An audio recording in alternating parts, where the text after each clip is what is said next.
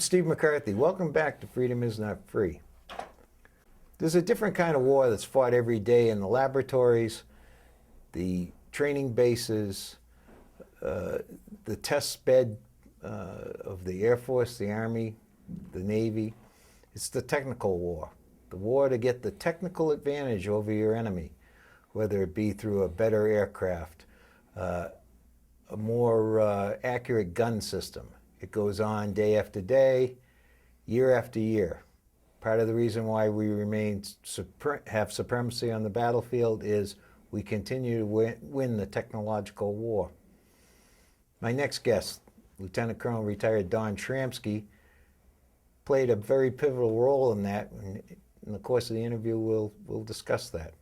Don, welcome. Thank you. First and foremost, thank you for your service. Thank you. You too. You served over 20 years as a professional Air Force officer. Why the Air Force? Well, I guess that's pretty easy because when I went to college, the only AFROTC was Air Force.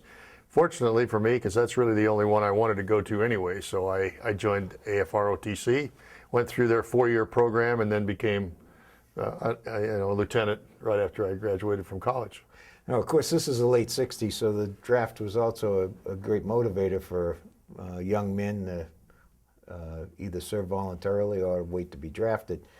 You got commissioned through the Air Force ROTC program.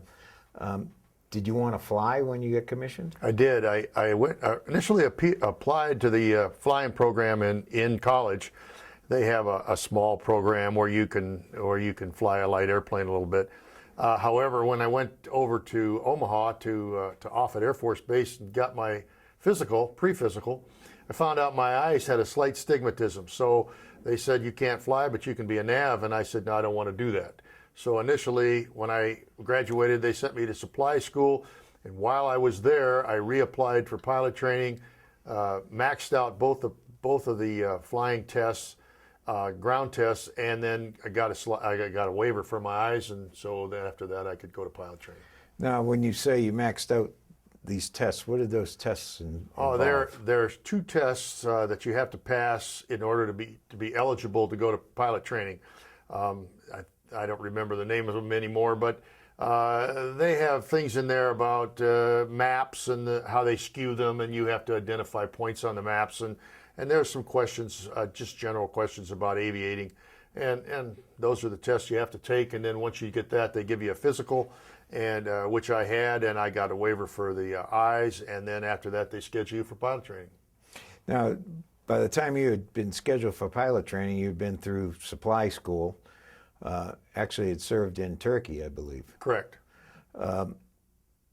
You returned from Turkey to pick up your flight training program? Correct. I left Turkey. I spent 18 months in Turkey, and they would not curtail my assignment. And I went to Williams Air Force Base in southern Arizona and joined the undergraduate pilot training class there for a year. It takes about a year. Talk to us a little bit about that year of training. Well, it's kind of different. I had never flown before. So it starts off with 8 or 10 hours worth of light airplane training. I think it's a Cessna 172, just to see if they have to weed anybody out at that point. And I don't remember in our class that they did. I was in class 7301, and that's the class that the Air Force Academy graduates fall into. So I was in there with quite a few Academy graduates. After you've completed about 10 or 12 hours of the light airplane training, I'll call it, then you move on to T-37, which is a twin-engine, side-by-side jet trainer in the Air Force. You get about 75 hours in that. It takes about 5 months. And then you graduate from that and you move on to T-38 training, which is a supersonic tandem seat airplane trainer. And you get about 100 hours in that airplane, maybe a little bit more. So when you walk out of pilot training, you have pretty close to 200 hours, which is quite significant. And it's a completely new world to me. You go to ground school, you go to academics, and at the same time, you're in the military. So you do have some military requirements, but generally you're left alone to study and do your pilot training. Now, as you're going through this training, at every one of these gates, you can be washed out. There's there's no guarantee You can be washed out at any time. The biggest washout rate falls in solo in the T-37. I think you have about 30 hours, maybe 25, 30 hours, and you go up. It's kind of a dual ride. You go up with your instructor. You do 3 touch and goes. He says, "I'm happy with you." You taxi over to a certain spot. He climbs out, and you start up the other engine, and you take off and fly your 2 or 3 touch and goes as a student. And that's, if you pass that, you passed about 90% of the most difficult part of pilot training at that point. Do you remember what the washout rate was in your class? Our class is probably a little less because it had, as I said, the academy students in there, and most of them had been exposed to flying previously. Not only the single engine Cessna, some of them had soaring training and things like that. So our washout rate was pretty low, but I think we started with, the classes are divided into 2 sections. So within the 2 sections, I think we started with about 70 pilots or students, and probably 10 washed out, maybe 15, I don't remember. Most of them went to navigator training at that point, so that they got to stay in the air anyway. Now, as you mentioned, a lot of your class were academy graduates. Any friction or rivalry between the academy non-academy guys, or nothing but friendly rivalry? We had, well, you're a Zoomy and you're a this and you're a that, but when it came down to it, the class was there to help each other as best we could to graduate. We were there to work together, and we were fellow officers in the Air Force, so there was no real animosity at all. No. Any memories of the first time that as you've mentioned, they taxied over and let that instructor pilot out, and you were on your own? It was pretty interesting because the only memory I really have, you've done this 3 or 4 rides, so you're pretty familiar with, I take off, I do this, I come around the pattern, and I land, and I do a touch and go, etc. But it just so happened that in southern Arizona that day, there was a very light rain shower. And in the pattern, I pitched out and rolled out, and I'm putting my gear down and things. And the canopy got a little bit fogged. And so thinking, oh boy, I know how to handle this. There's a little lever like we used to have in the old cars where you pull the lever out and the air goes up. Well, remembering that it has not rained in southern Arizona for years probably, I pulled that thing open and got a blast of not only air, which scared heck out of me, but all this dust and junk came right up in my face, and I'm going, ah! So I pushed the thing back in right away and decided I wasn't going to do that anymore. So that was it. At a time when you want to do everything most perfectly, yeah. it ends up. You successfully finish basic flight, get your wings. Did you have any choice on what aircraft and what assignment, or was it for the needs of the Air Force and that was it? It's pretty much the needs, but they tell you that if you finish in the top 4 or 5, which I didn't, you can kind of pick airplanes as they came down. You could say, I want this airplane, that one. I was approached right before I graduated and asked to go to T-37 instructor school. So I said, I enjoy doing that. I enjoy instructing people, and so I said, yeah, I'd like to do that. So I accepted a T-37 instructor pilot slot to Moody, which was clear on the other side of the country, in Valdosta, Georgia. So I did that for almost 3 years. I enjoyed that. That was fun, teaching these students. Now, of course, the advantage was you were in a seat, so you were flying all the time. If there was a negative, you weren't in a, quote, operational squadron. You finished that assignment. What was the difference between being a training officer and being in an operational squadron? Well, as it turns out, right after the T-37, I was selected to go fly the F-111, and I did that. Training was about 9 months, and then went over to RAF Upper Heyford in England.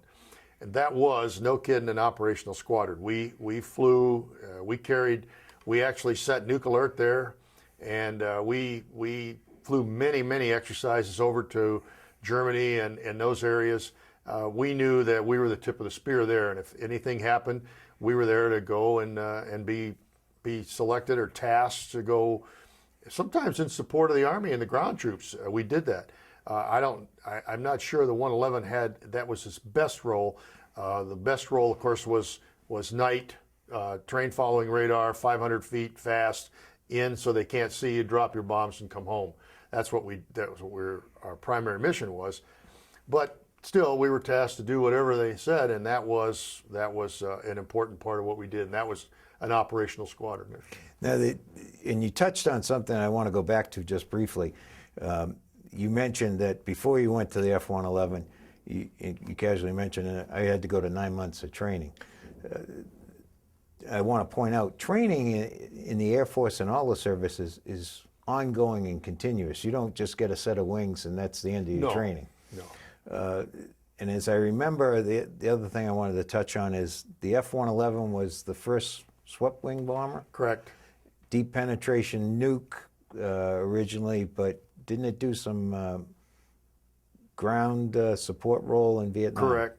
Yes, it did. In Vietnam, it did. It was a little before my time, but they introduced the F-111 there in Vietnam. Because of its train following capabilities, it could come in at 1,000 or 500 feet. They called it whispering death there because they didn't know it was there until it passed. Unfortunately, they had some hardware problems relating to the way the altimeter related to the train following radar, and they crashed a few of them. They subsequently fixed that by the time I was flying the airplane, and but it did do pure conventional bombing there in Vietnam, and it did a pretty good job. We could carry 24 500-pounders, so it's quite a payload for one airplane. And really, the 111, the only alternative was the B-52, which has been around for 1,001 years at this point. Yeah, they highlight themselves too as they come through at 40,000 feet. You remember Linebacker, and yeah, and they blasted a lot of those out of the air. Fortunately, the 111s didn't get shot down by ground air missiles, but some of them did have, as I said, some problems with the internal hardware. Briefly, give us your perception of the difficulties and challenges of flying a high-performance jet aircraft at low level at night. Well, fortunately at night, if you flew at low level, it was on terrain following.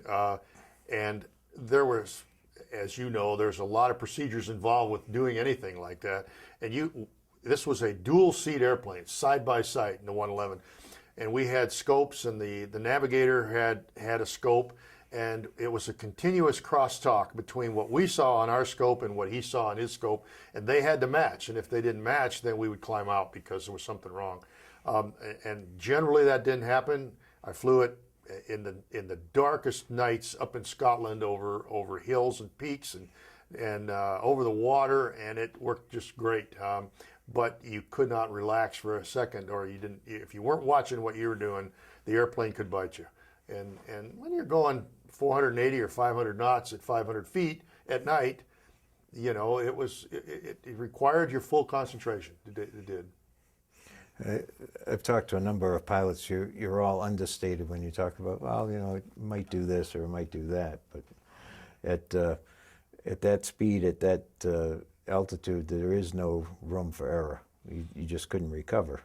If it did something like pitch over or something, you're right.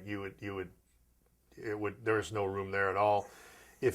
However, most of the time, an airplane will give you some indication that something's wrong. For example, the scope that we looked at as the pilot looked out to 10 miles ahead of us, and it started to compute the terrain following up to 6 miles. So we knew that at about 6 miles, something had to start happening. If we weren't starting to climb over a hill or something like that, which was required, and the navigator would be watching for hills on his scope, and if they didn't have the correct shadowing behind the hill, then that's two things wrong. You'd climb out. You didn't hesitate, because it wasn't a question of, well, I think I can figure out what's wrong. It's a question of, let's get where it's safe and then figure out what's wrong. So that's how that worked. So it's a combination, not only the skill to fly the aircraft, but the experience to know when not to push the envelope. Fair enough? If you push the envelope, it will bite you most of the time. You have to do what is required safely, or as you know, it will bite you. After that assignment, tell us how you progressed to be selected for the 117 program.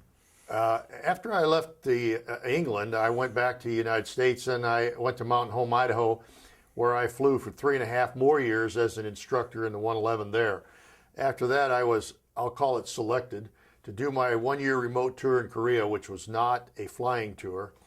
Came out of Korea, and of course, as you will know, that you have to do certain things in order to make rank. So I pushed hard and knew some people at Tactical Air Command headquarters, and I went to their headquarters for 3 years and was a staff officer there.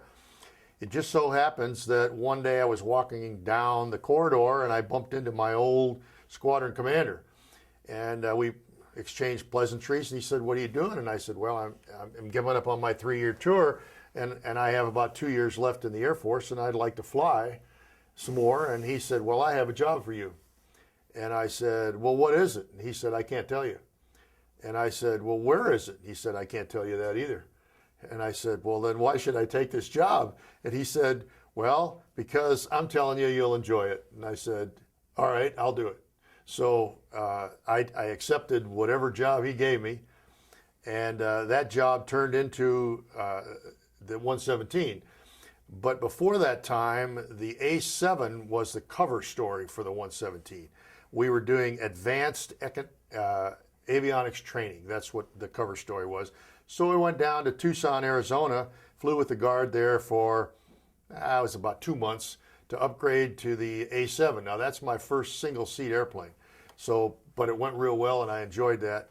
And then after that, they took us up to Nellis, which is where the 117 was based. We were based out of one weekend, and said, "Oh, by the way, this is what you're really doing."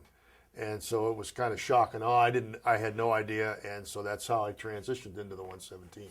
Now, as you pointed out, you had spent the majority of your career in bombers. We didn't call it that, but that's basically what it was, yeah. And then went from to a single-seat aircraft. Stealth was a giant leap forward technologically. When you first looked at that aircraft, what was your thoughts? I wondered how it could fly, because they showed us a picture of it from the front. The 117 is a kind of a delta wing thing, but it has a lot of facets. It's all black. It has a lot of facets on it so that there are no right angles to reflect radar energy. And the facets are, and the airplane is covered with a material. It's about 1/4 of an inch thick, and it looks like rubber. It is rubber, and it's called radar absorbing material. And the canopy, as it's opened, has serrated edges on the front of it. Everything is designed so that the radar waves go around the airplane and are not reflected. So you looked at it and you went, "That's not possible. That airplane can even really fly." But the technology was there, and remember, it's not invisible. The airplane wasn't invisible. It was called a low observable.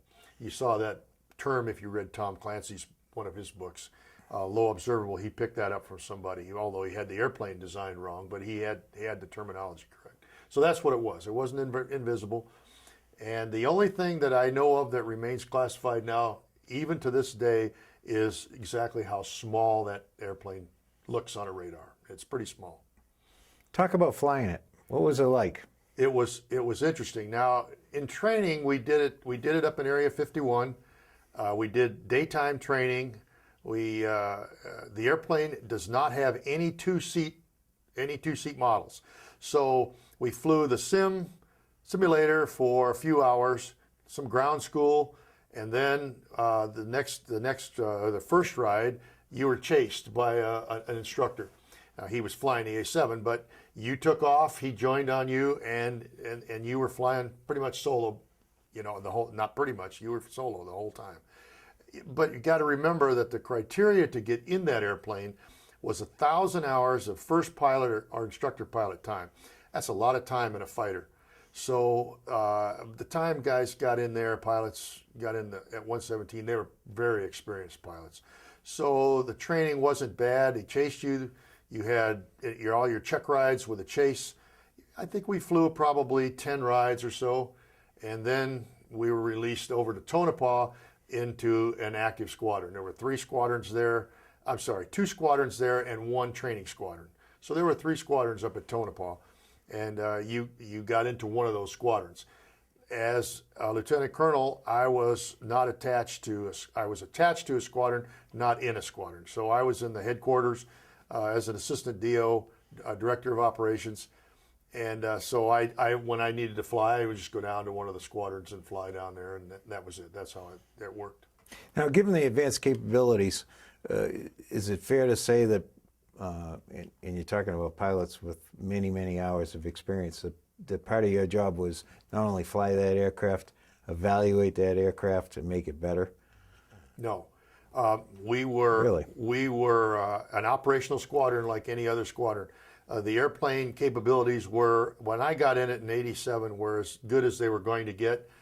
They, as far as I know, except for the addition of auto throttles, which the throttles then moved with, depending on the airspeed you had set, there were no other modifications to the airplane. We flew a fully finished airplane, and our job was not evaluate. Now, they did have some test and evaluate pilots that made sure that the things that were on the airplanes were working correctly, but that wasn't our job. We were an operational squadron, fully ready to go to war if we had to.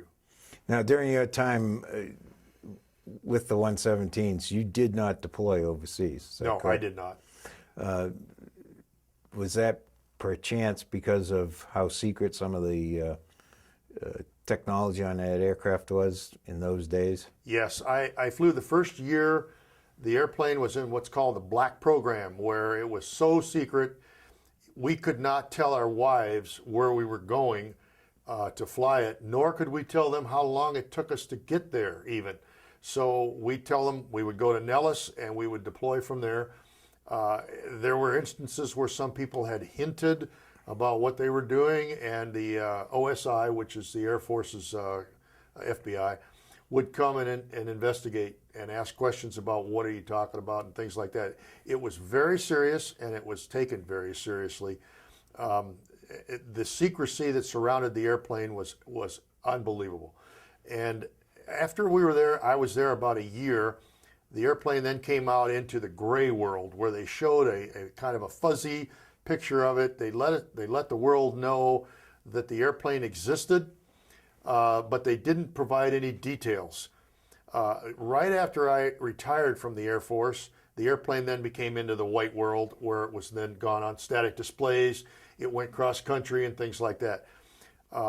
It was too secret at first, and then it was decided that it was so expensive to maintain this secrecy in this program that it finally was decided that it was pretty well-known technology anyway, so they came out into the white world, and it flew like any other airplane. And that was very nice for those of us that flew it, because when it was in the black world, we couldn't even open the hangar doors until a half an hour after sunset.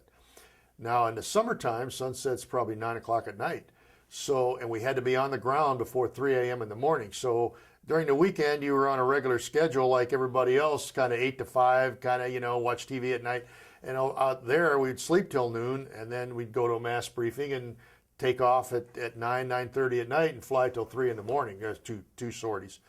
So your body got all messed up by the time you came home on Friday. We went up to Tonopah on Monday, came back Friday.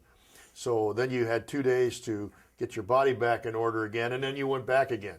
So when we came into the white world, it was very nice because we could fly a sortie in the day and a sortie at night. We were on the ground well before midnight, and so our bodies were acclimatized very nicely. So you had the physical challenges, as you touched on, because of the nature of the black programs. Then you've got the mental challenges of flying a new aircraft and learning the capabilities and the do's and do nots. And then on top of it, we'll throw a little emotional challenge on it. You can't talk to anyone about what you're doing. That's true. We couldn't even hint about it. In the course of your 20-plus year career in the Air Force, what would you say was your favorite assignment? What was your least favorite assignment? Well, you'll be surprised, perhaps. The favorite assignment was flying the 111 in England. Their rules not their rules, but USAFE rules were different than TAC rules. USAFE ran us in England, and Tactical Air Command, Big Training Command, ran us in the States. A lot more restrictions in the States. In England, they would give us some practice bombs, give us an airplane full of gas, and say, go and have a good training mission. And we did that. And as you know, England has more weather than a lot of places in the States. So we would go around the weather or through the weather or whatever we had to do to get a fulfilling mission. So I really enjoyed England. And in fact, if you didn't want to fly in England, you could cross over the North Sea, go over to Holland and fly over there. There's some ranges there. Even down into France we could go. So the airplane had a lot of legs, 2.5, 3 hours of flying on internal gas only. So I really enjoyed that. And you'll be surprised, this part, the 117 was my least favorite. Not because of the airplane. The airplane was a nice airplane. It had a lot of comfort and room. It performed very well. But that business that I just described to you about flying till 3 o'clock in the morning, being gone from your family 4 nights a week, that really got old. And so that had to be not my favorite assignment. It's almost like a remote assignment. You're gone that much. Just pretty much, yes. Now, as we touched on, you flew for many years in a nuke-capable aircraft. These were the Cold War years. There were times where it became very touchy whether the balloon may go up or not. Any thoughts? Geez, I may have to drop one of these things. When I was in England, I mentioned to you that we did sit nuke alert. We sat 3 days or 2 days right in the nuclear facility. The airplane at the time carried 2 nuclear weapons. Later on, they carried 3 nuclear weapons, and we had to certify on a specific line when we sat nuke alert. And we were subject there to no-notice checks and evals, and they would come and give us orals and things. But sometimes you just sat and thought about the fact that, man, if I fly over there, I have to drop a nuclear weapon on somebody. You decided in advance that that's what you were paid to do, that's what you volunteered to do, and it was for the good of the USA, and that's what you were going to do. Just the way it is. What's the one thing that you learned in the Air Force or learned from your training that beyond the technical ability to fly, that when you left the Air Force helped you succeed in a different civilian kind of environment? I guess I would have to say that the Air Force, like the Army, probably has leadership schools. And while they're not necessarily, you don't recognize them while you're doing it, that it does provide some leadership. The Air Force's leadership schools did do that. And I think that if I learned anything, it was, I have something to say, I have some talent to offer, and if you're a meek, mild person, you're never going to get that the benefit of your talent out. So I think a little bit of leadership and confidence, a lot of confidence, I learned in the service. And so those are the things I'd have to say. Now, of course, over the last few years with the situation in Iraq and Afghanistan, missions change, deployments change. If a young man came to you today and said, I'm thinking about going into the Air Force, what would you tell him? I would have to say to the individual that I enjoyed my time in the Air Force. I would say, think about what you're doing. If you're going to go in to fly, then perhaps you're going to gain some flying time and perhaps go on with the airlines later on, or some other flying, maybe civilian flying. If you're going to go in and learn a technical skill, the Air Force, like any of the services, would probably teach you that technical skill, and you would gain experience that you probably would not gain on the outside. I would say to an individual, yes, I would go in the Air Force again. I would be very careful about whether you think you want to make it a career or not, because when you get to that point, it's very easy to say, yeah, I think I'll just stay in. So when you get in, as soon as you can, start taking advanced degrees, take advantage of the educational programs that the Air Force, all the services offer. And when you come out after 5, 6, 7 years, whatever you're in, you'll probably be in a lot better shape referencing the leadership and the confidence that I mentioned to you before. But that person would then have experience. So there's nothing wrong with going into service, in my opinion. It's as you mature, you have to decide whether it's good for you to stay, or is it better for you to do something else at a certain point. Was there any point in your career where you said, maybe I've had enough, maybe it's time to go do something else? Yes, in fact, when I came back from England, I put my separation papers in, but because I had to go through another school when I came back to Idaho, I was required to stay in a year. So during that time, I was treated a little differently, not too much, because they knew that I had my papers in, I was going to get out. My whole goal was to go with the airlines, and at that particular time, they weren't hiring. So it took me 8 or 9 months to realize that. During that time, though, I did all the things that were asked of me. I did my job. I did my duty. I flew and did everything. So when it came time to say to my squadron commander, look, boss, you know, I think I made a mistake and I'd like to stay in the service. He said, good, I'm glad to hear you say that. I'll back you 100%. And I moved on from there. So there was one time and that was it. So sometimes fate intervenes in our plans. Sometimes, yeah. Final question. We, in our contemporaries, grew up in a time where if you didn't volunteer for the service, service was mandatory through the draft. And of course, we've dealt with a volunteer force now for many, many years. Do you think the government, the nation, would be better off if we went back to a situation where service was required of our young men and women? Yes. I think every young man and every woman should do some service, whether it's in the 4 or 5 armed services, or whether it's something that the government comes up with to allow them to do it instead of that. I don't know, Peace Corps was mentioned years ago, but maybe something work in hospitals, something like that. Because I think that they get a sense of country, a sense of responsibility, duty, and a little bit of maturity too. And so, yeah, I do think. I think it's important to do that, and I think everyone should take possession of the fact that they're an American citizen, and they should give something back to the country. Don, we certainly thank you for coming in and spending some time with us. You had a very interesting career in varied capacities, and of course you continue to serve the community on our HOA board. So again, thank you for your service. Thank you. And for SCA TV, I'm Steve McCarthy.